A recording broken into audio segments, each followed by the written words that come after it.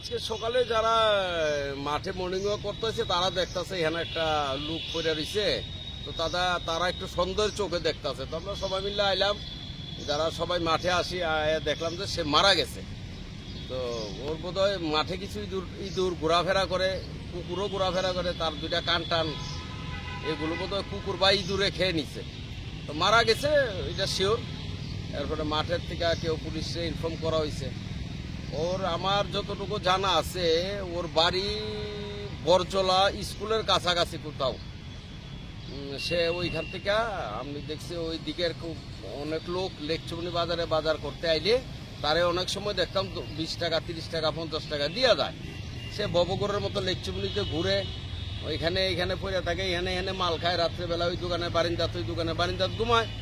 তো কিছুদিন ধরে মাঠে ঘুমাইতে আছে 2-3 জন, এর ভিতরে একজন আছে আর কি। আজকে সকালে তো মারা গেছে, এখন পুলিশ আইছে লাশ লিয়ে যাইতেছে। নামটা কি? ওর নামটা জানা বড় মুশকিল, ওর নামটা কেউ করতে পারতেছে না। কিন্তু বাড়ি বরজলা স্কুলের পাশে একটা মণিপুরি বস্তি আছে, ওইখানে তার বাড়ি, এতটুকু আমি জানি। ঠিক আছে। ঘটনাটা কি হয়েছে?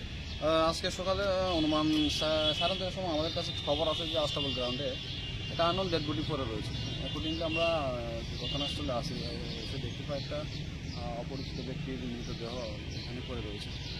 তো আশেপাশে জিজ্ঞাসা করলাম যে ওনাকে প্রায় সময় আস্তাবল গ্রাউন্ডে এবং লেকসমুনিতে এদের দেখা যায়।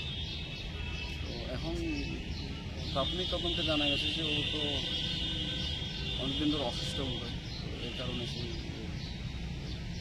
নাম টান তো কিছু না, জানা? ওনার নাম তো পরিচয় জানা যায়নি।